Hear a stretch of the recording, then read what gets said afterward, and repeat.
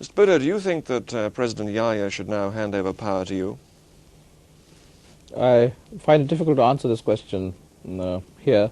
I must return to Pakistan before I speak on it. Of course, I will speak on this matter, and the place is Pakistan. But do you think the time has now come for you to lead the country? Well, I've been elected by the people. Let's find someone else from Mars, and that's a different matter. But as far as the people of Pakistan are concerned, they have elected me as their chosen and undisputed leader a year ago.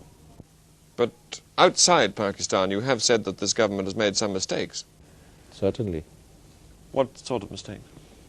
Well, coming to the present, the delay, inordinate, inexplicable delay in the transfer of power, that I think has been a fatal blunder. The power should have been transferred much earlier. To whom? To us, to the elected people. Elections were held, and the results of the elections should have been implemented so that we could have sought a political settlement. If military action was necessary to crush the secessionists, I do not say that that should not have been taken. Every country takes that kind of action, but it must be coupled as soon as possible with political action, because finally there must be a political settlement. What sort of a state is Pakistan in now, do you think? In bad state, but we'll come out of it. I'm full of hope and confidence. We have already won a political victory in the General Assembly by having the whole world supporting our position, and we will salvage the wreckage. I'm quite confident of it. How would you resolve Pakistan's new position after the war now? Well, first things first, we must bring about some reforms, some fundamental reforms, give the poor people of Pakistan a better stake in their own country. Do you still regard Pakistan as one country, Mr. Bhutto? Of course it is one country. Is that realistic? Absolutely realistic. What are realities? Temporary phenomena are not realities. Realities are studied in history. And historically, the concept of Pakistan, the ideal of Pakistan, cannot perish like this.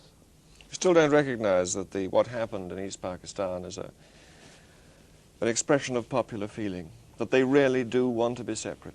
No, they wanted maximum autonomy. And the line between maximum autonomy and secession can be a thin one, or it could be made to appear to be a thin one. How would you react to any governments that recognized the new Bangladesh government?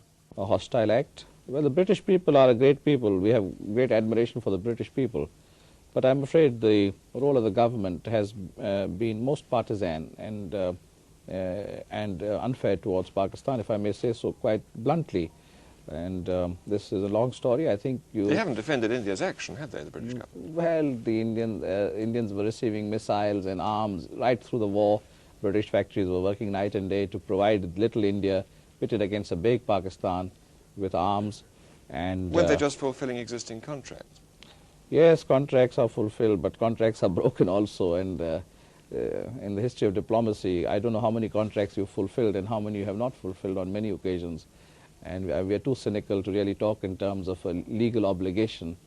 And I can give you instances where legal obligations have been broken by Britain with impunity. And that's a different story. But I think Britain thinks that, well, we divided the subcontinent, perhaps a mistake, and you're trying to atone for it by taking this position. But unfortunately, tea is a very good thing, but tea interests and all have got involved. And jute interests have got involved, and commercial interests have got involved.